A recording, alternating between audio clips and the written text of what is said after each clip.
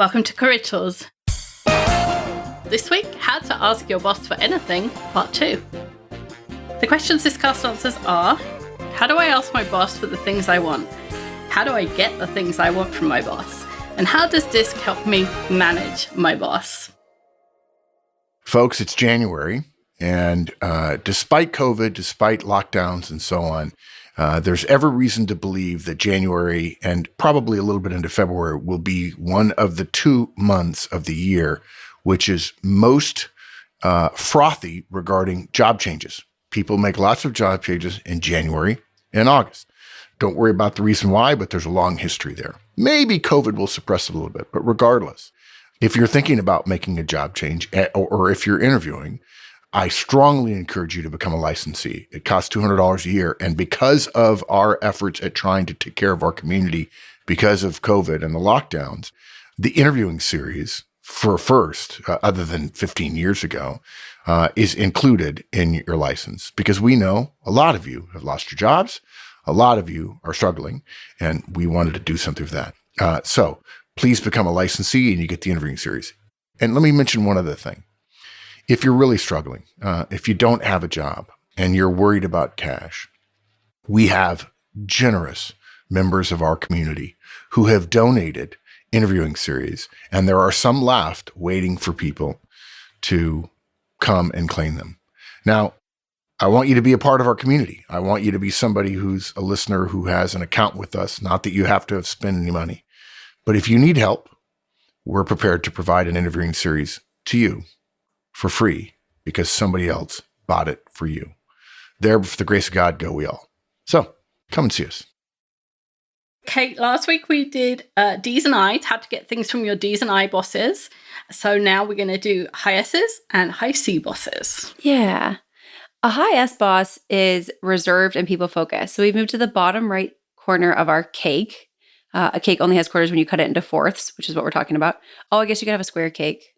Yeah, I guess if you didn't listen to last week, you really should, because otherwise this explanation about cake makes no sense. There's cake and potatoes, like good. We're thinking of a round birthday cake kind of deal, and we've cut it, if you take the center and you make a cut directly horizontal and directly vertical, then you're ending up with 4 big, huge pieces of cake that are a fourth of the cake. And so we're moving around. Now we're on the bottom right corner, which is reserved and people focus. People with high S want a steady pace, security. They do not like sudden change. High S individuals are calm, relaxed, patient, possessive, predictable, deliberate, stable, and consistent. They're great team players who are empathetic and sensitive to the needs of others. They're often methodical. They're consistent. They're predictable. They like things to go the way they did before. Other profiles might see them as indecisive, indirect, kind of resistant to change, and also sometimes lacking in assertiveness. High S's maybe won't speak up. They don't like to introduce conflict at all. So if there's 2 different answers, the high S might not interject. Yeah, my mom was a high S, and she spent my entire childhood saying, play nicely. Because she wanted us to play nicely and not have conflict. And I had 2 brothers, and of course we had conflict. Yeah. So highest bosses are concerned with how people are thinking and feeling as individuals. They think of their team as a bunch of individuals, and they worry about those individuals, how they feel, but they want everybody to be a team. So they want team feeling, but they don't tend to lump everybody together the way some of the other profiles do. They want everybody to feel comfortable before anything happens, and they don't make any decisions without a thorough consultation. I once worked in a high S kind of organization, and someone came to me and said, in a month, we would like to move your desk from this side of the office to the other side of the office because of this and this and this. Is it okay if we do that? And I was like, do you not just want me to do it right now? Like I don't care. It's a desk. I sit at it and work. Like, why are we even talking about that? But they went round everybody in the office, and they asked them, is it okay if we move you? We're not going to move you yet. You've got time to get used to the idea, and you've got time to come back to us if it's a problem. And half of the people in there were high S's because it was that kind of organization, and they all appreciated it. But me as a high D, I was like, can we just get on with this? And I don't even know what you're asking me. Just tell me. Yeah. that would have driven me crazy just sitting there knowing that I was going to have to move and that it was on my checklist of things to do and that it wasn't getting checked off for a month. Oh, Yeah. And that's okay. That's either way is fine. You know, if it's your preference to have the warning, good. Me, the second they tell me I'm moving, even when I move apartments, right? Like I've moved a lot in the last couple of years. The minute the new lease is signed, I start packing. Yes, me too. Or even before. Yeah. You and I are the same. But like you say, it takes all kinds. If every organization only had people like me and Kate in it, lots of things would get done and lots of China would be broken. Yeah, we'd have to do it all over again twice, and we'd be moving too fast, and someone would cry. Yeah, lots of people would cry. A high S on your team is helping you slow down. They're helping you understand what other people might be concerned about. Half the time, I don't even think about, and somebody says, Wendy, if you do that, these people are going to think, oh, God, you're right. And it takes a high S to point those things out to you. So you can talk slowly and calmly because they're in the reserved part of the cake. They tend to talk more slowly and in a much less aggressive way. They tend to be much softer. They always have a polite introduction. If you have an email in your inbox that says, Dear Wendy, how are you today? I really hope you're well. That email is from a high S. You can ask for their advice. They want you to give advice. They want to be the resource for you. When you ask your boss for something that you want, they want to know how it is going to serve the members of the organization and your customers. So their focus is not on getting something done or looking good, which is what the D and the I wanted. Their focus is on helping and making the best feeling for as many people as possible. Mm-hmm. Let's say that you want your boss to allow you to go to some specific training. This is what it sounds like. Boss, I've really enjoyed working for you for the past year. I feel that I've grown a lot under your mentorship and am ready to take on something new. I've been considering whether it would be beneficial for me to go to the PMP course that starts in 2 weeks. Do you think that's something you would consider approving? I'd love to be able to support you and the team more fully by helping with the Microsoft project files. And once I've been on the course, I will be able to do that. I know, I sprung this upon you. May I ask for 10 minutes in a couple of days to talk further about it? So different. So much slower, so much more considerate sounding, and so thoughtful. Thoughtful, yeah. And so polite. Yes. Okay, let's do another one. Good. You want your boss to clear a roadblock with a peer of his. Boss, I wonder if you could help me solve a problem that I'm having. I know you have a wonderful relationship with Charles, and I wondered whether you could have a gentle word with him about Bob. I've asked 3 times for access to the contract review, and he hasn't answered. I'm worried that he has a problem I'm unaware of, and I'm pushing too hard. I do need to get the review done, though, else I'll be red on Friday. Or perhaps there's a different way I should go about this that I haven't yet considered that you can help me with. Every time I really wish I was high S because it's so thoughtful. It's, I don't want to be red. I don't want to make things harder.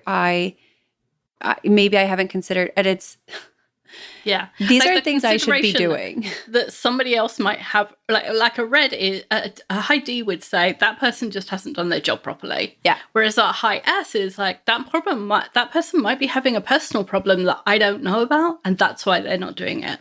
And so they're concerned about that person. Right. As opposed to a D is like, get your bloody job done. Yeah.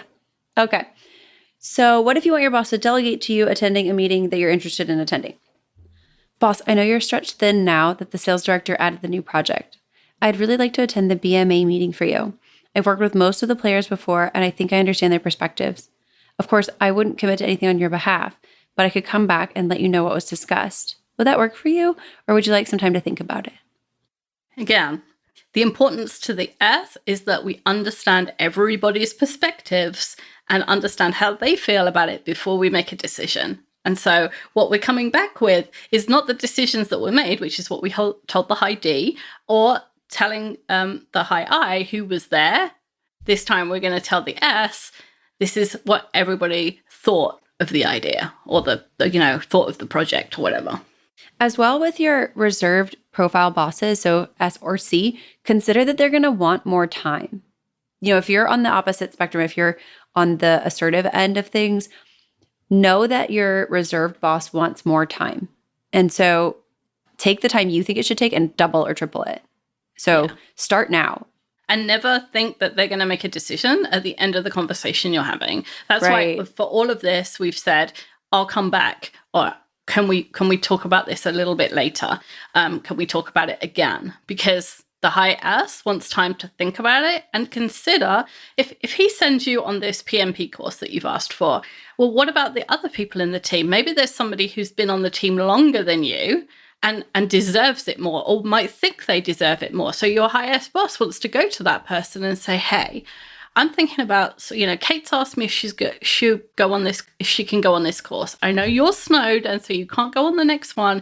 And I don't want you to feel like Kate leapfrogged you and went. So I can say no to her, but I want to, if she's going to go, I want you to be comfortable with it. And for a high D or a high I, they're just like, this person asked. They can either go or they can't go. But for an S, it's like, okay, if I grant this person their wish, how will that affect everybody else? Or what considerations do I need to make for everybody else? And because of that, they need more time. Mm-hmm. Makes total sense. Folks, I just this week finished giving a 3-hour session to the Navy, and they're smarter than me, actually, so I had to talk faster to keep their attention on effective remote management. Everybody's having to manage remotely lately, but organizations are discovering managers weren't that good at managing to begin with, and now the distance makes it even harder. We cover how to manage remotely. We make some specific recommendations for things you can do, whether you're using the Trinity or not, and then we talk in detail about how to deliver the Trinity. One-on-ones, feedback, coaching, and delegation. It's only 3 hours long. It's fairly compact. It runs fairly fast. There's no chance for practice, but we highly recommend you attend one of our virtual effective remote management sessions. Come to the website and check it out. All right. High C boss. A high C in general, but also a high C boss, is reserved and task focused. So we've moved to the lower left corner of our cake. People with a high C tendency, they adhere to rules, regulations, and structure. They like to do quality work and do it right the first time. High C people are careful, cautious, exacting, neat, systematic, diplomatic, accurate, and tactful. They're also often unemotional and a little bit, they have like very neutral facial expression sometimes. They're knowledgeable even about the details of a system or a project and the contract and all the tiny minutia. They're diplomatic. They approach people more carefully and cautiously than the assertive styles. Other profiles can see them as perfectionists, aloof, and maybe lacking in creativity. Again, that's just a perception from the other profiles. It's not necessarily true. Yeah. And high Cs want to get the work done. They're task focused. So they want to get things done, but they want to get it done properly, right, first time. High Cs invented right first time. They're concerned with correctness and quality.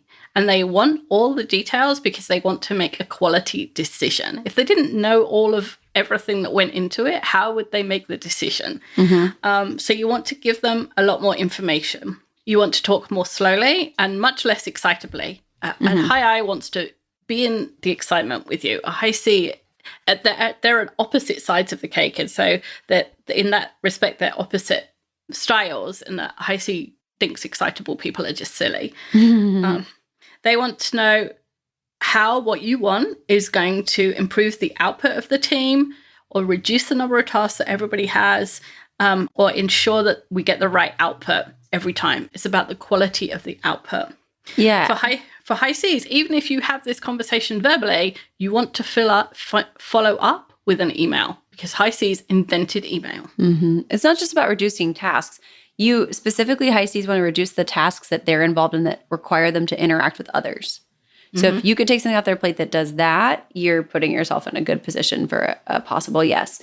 So let's say you want your boss to allow you to go to some specific training. That's what we say. Boss, I'd like to go to the PMP training that starts in 2 weeks. I've got the information sheet here that tells you everything it covers. If I pass, which I expect to, the organization will give me permission to manage our Microsoft project files. I know that you've been frustrated that they're so often out of date, and I'd like to be able to help with that. The cost is $400, and all I need is an email confirmation from you that you allow me to go. Is there any more detail you'd need in order to make the decision? Nice. Yes. Yeah. And then they'll tell you what other things they need to know. And again, you would follow this up with an email and a list of bullet points like, this is how much it costs. This is when you would be going. This is what the organization says about your ability or your allowance to do the project stuff. You might even send that by email and then follow up verbally. It's quite possible that your boss would say yes based on the detail, if there's enough detail in the email, based on just an email.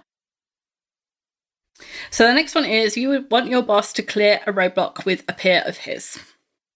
Boss, could you send an email to Charles for me? I've asked Bob 3 times for access to the contract for review, and he hasn't replied. If I don't get access, I'll be red on Friday. You know they're supposed to give us access within 24 hours of the first request, and Bob isn't fulfilling that agreement. It's completely different to an S who's like, oh, Bob might have a problem. And the C's like, there's rules, and Bob isn't following the rules. Yeah.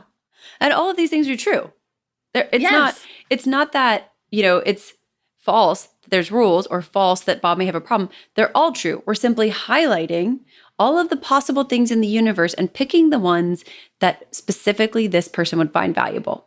Mm-hmm. There's all kinds of stuff. So you may want your boss to delegate to you attending a meeting you're interested in being at. It would sound like this.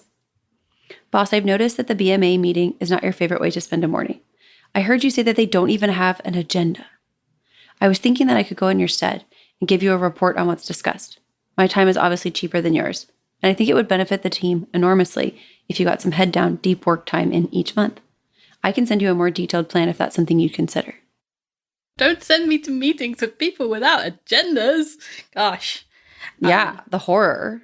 Yeah, but to come back with a report about what's discussed, again, it's different to what we said about the other people, the S's and the C's. And yeah, the request is the same every time. But what that person wants has been the same throughout the examples. But like you said, what you pick up, what you say about it, what you choose to communicate in that conversation and the way that you choose to communicate it differs for each of the styles. Yeah. It's kind of like, if you give someone a gift, you don't give someone something random, right? Right. You give them something they want. And it's kind of like that. It's just, treat people how they want to be treated or give them the gift that they want to have. It's not like a bribe. It's not. And lots of people seem to think that way. Oh, yeah, you're just pretending. No, we're not pretending. We're just giving people the gift they want. Well, and last time, right, we talked, so we've switched from potatoes to gifts. Last time we compared it to potatoes. If you go to a restaurant and you order French fries and they bring you mashed potato, that's not what you wanted. And you may eat it if you're polite, or you may see the value in it and not want to wait for new food or not want to hold the rest of the table up. There's reasons why you might be like, okay, I'll take this, which is what your boss does when you make requests that don't come in the format they prefer. Mm-hmm. They decide, okay, well, there is a good reason for this, and they have to think through the good reasons. Well, you've already done that for them. In these scenarios, you've thought to yourself, what does my boss see as a positive outcome? And remember that from one action, one incident, one scenario, there are so many different outcomes, and the waterfall effect and the cascade of events can really be almost infinite. I mean, it has me thinking about like butterfly effect a little bit. Mm-hmm. And of course that's, a little far left. However, all of these things are true. Your boss won't have to go to the meeting. They could have head down work time. They, won't have to interact with people. They could interact with somebody else. There's all these different outcomes because the series of choices made after this one choice can all vary. So we're just highlighting why we would suggest they take this action, and we're doing it in a suggestion that they would like, right? Like, hey, if you come over to my house, I'll make you some mashed potatoes. Exactly. And they say, I don't like mashed potatoes, I like French fries. You say, oh, well, my bad, I don't know how to make those. Well, you do know how to make them. So make them, and now they'll come over. Right. I love DISC because it's so easy to like there's only 4 and it's 2 lots of 2, which even I can math 2 lots of 2. So it's super easy to learn. It's really easy to adapt your behavior because we've just demonstrated that. Like you just talk differently and focus on different things. And it's super easy to get results. This is the one thing that when I learned this, everything changed. Like everything changed.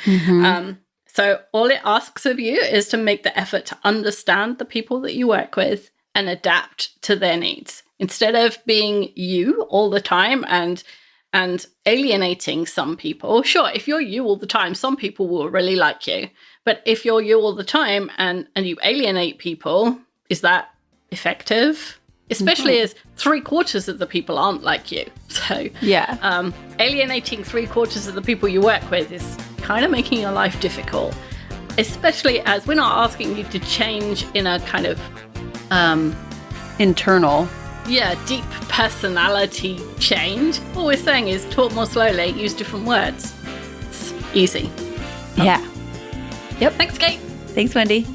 And that's how to ask any kind of boss for anything. We'll be back next week with a different topic.